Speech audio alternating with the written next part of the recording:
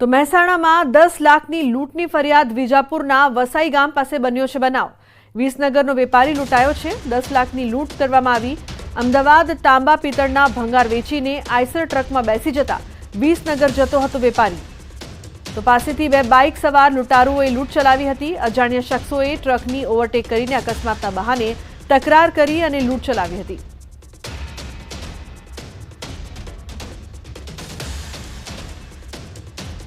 તો રાજકોટની civil hospital એકવાર ફરી વિવાદોમાં આવી છે। ડોક્ટરે દર્દી સાથે ગેરવર્તન કર્યું હોવાનો આક્ષેપ સાથેનો વિડીયો સોશિયલ મીડિયામાં વાયરલ થયો છે। વાયરલ વિડીયો અંગે સિવિલ અધિક્ષકે કહ્યું કે આ 15 દિવસ પૂર્વની ઘટના છે। સિવિલ હોસ્પિટલમાં દાખલ દર્દી સાથે ડોક્ટરે ગેરવર્તન કર્યું હોવાનો આરોપ, જેમાં ડોક્ટરે વિડીયો બનાવનારની માતાને તું કહીને બોલાવ્યાનો આરોપ છે। જો કે આ અંગે સિવિલ અધિક્ષક ડોક્ટર RS ત્રિવેદી દ્વારા વિડીયો 15 દિવસ પહેલાનો હોવાનો ઉપરાંત આ બાબતે સમાધાન થયું હોવાનું જણાવાઈ રહ્યું છે।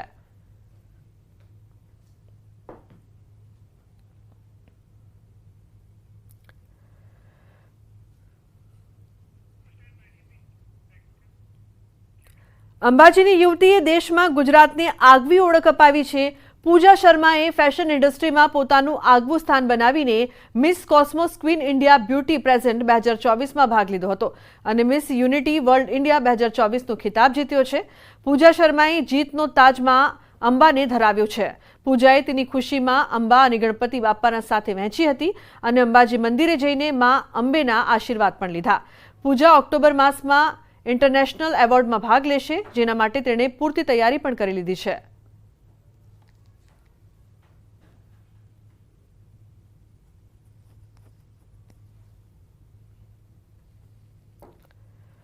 और बस यही कहना चाहूंगी कि अपने आप पर विश्वास रखिए तो आप कुछ भी पा सकते हैं। बस लास्ट में एक मैं हमेशा अपना मंत्र लेके चलती हूँ कि हार तब नहीं होती जब आप हार जाते हो, हार तब होती है जब आप हार मान लेते हैं।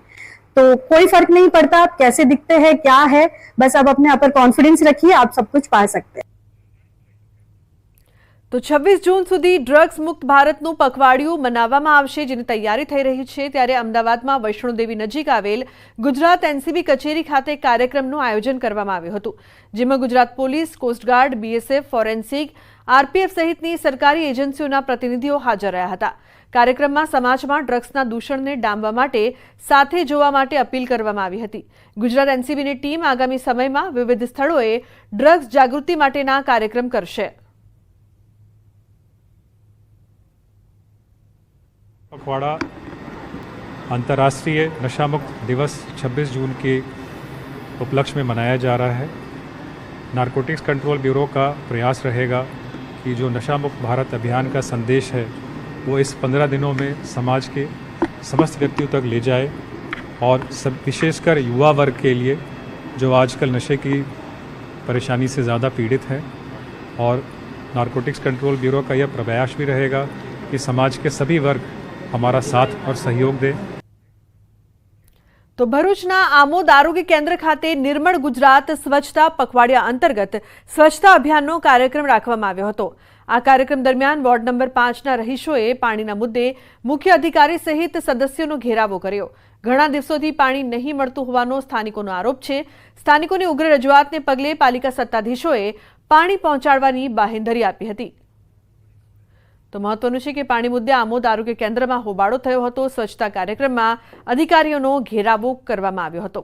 સાથે જ વોર્ડ નંબર 5ના રહીશોએ ઉગ્ર રજૂઆત કરી।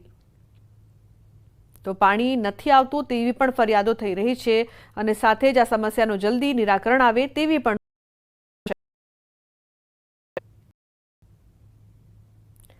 તો સ્વચ્છતા કાર્યક્રમમાં અધિકારીઓનો ઘેરાવો, લોકો રોષિત लाग्या। અમારા ઇલાકામાં પાણી જ આજે 5 દિવસથી આવતું નથી। વારંવાર મૌખિક તથા લેખિત રજૂઆતો કરેલી છે અમે, ને કોઈ જ નિરાકરણ આવ્યું નથી। તો હિંમતનગરની મુખ્ય સિવિલ હોસ્પિટલના સીટી સ્કેન મશીન હાલ બંધ હાલતમાં જોવા મળી રહ્યા છે। અગાઉ બંધ હોવાથી રજૂઆત કર્યા બાદ સીટી સ્કેન મશીન ચાલુ કરાયું હતું, પરંતુ છેલ્લા 6 મહિનાથી બંધ છે। આ મશીન સિવિલમાં મોટી સંખ્યામાં દર્દીઓ આવતા હોવાથી પરેશાની થઈ રહી છે। દર્દીઓને સીટી સ્કેન કરાવવા વધુ પૈસા ખર્ચીને અન્ય જગ્યાએ જવું પડે છે। વારંવાર રજૂઆત કરાયા છતાં દર્દીઓને હાલાકી ભોગવવાનો વારો આવ્યો છે।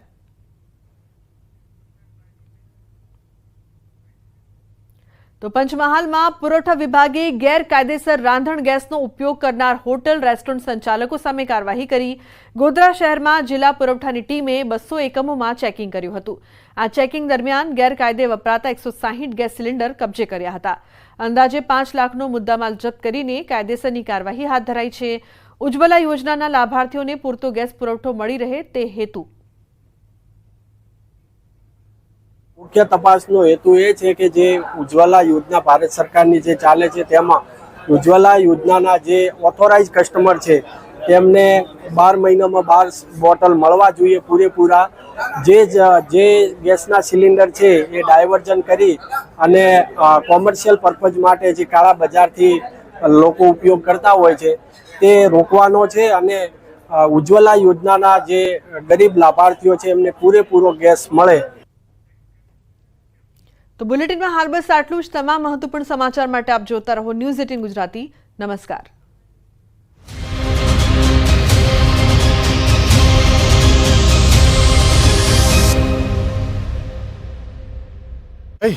કાળો ફેલાય છે તેમજ ચોમાસામાં તો પાણી ભરાતા નરકાગાર જેવી સ્થિતિનું નિર્માણ થાય છે. કોઈને હોસ્પિટલ લઈ જવા હોય તો એમ્બ્યુલન્સ પણ અંદર આવી શકતી નથી. ત્યારે હવે સ્થાનિકોએ સુવિધા ન મળે તો પાલિકા કચેરી સામે આમરણાંત ઉપવાસ આંદોલન કરવાની ચીમકી પણ ઉચ્ચારી છે. નળ ત્યાં જળના દાવાઓ મોટા કરવામાં આવે છે, પરંતુ વાસ્તવિકતા તો એ છે કે મહેસાણાના વિસનગર તાલુકાના જેતલવાસણા ગામે આજે પણ નળ નથી પહોંચ્યા. ગ્રામજનો સાથે નળથી છળ થયું છે.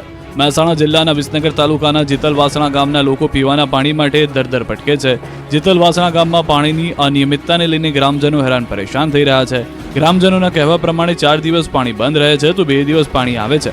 છેલ્લા કેટલાક સમયથી પાણીની અનિયમિતતાને કારણે વારંવાર પાણી માટે ગ્રામજનો વલખા મારી રહ્યા છે. 4000ની વસ્તી ધરાવતા જેતલવાસણા ગામમાં ધરોઈનું પાણી આપવામાં આવે છે.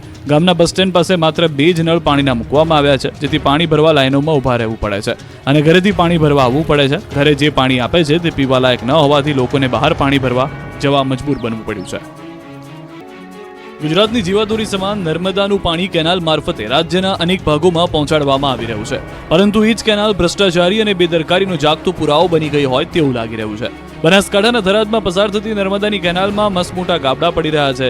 વાપી નજીક જ મુખ્ય કેનાલમાં પોલાણ સર્જાતા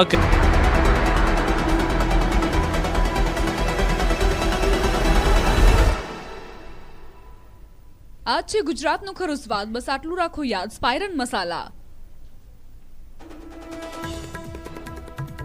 નીટમાં ગ્રેસ માર્ક વાળાની ફરી 23 જૂને લેવાશે પરીક્ષા. 1563 વિદ્યાર્થીઓના સ્કોર કાર્ડ રદ. 30 જૂન પહેલા આવી જશે રિઝલ્ટ. અંકલેશ્વરમાં પાલિકા હોદ્દેદારોનું સફાઈના નામે નાટક. કચરો ન હતો ત્યાં હાથમાં ઝાડુ લઈને ફોટા પડાવ્યા. ન્યૂઝ 18ના સવાલ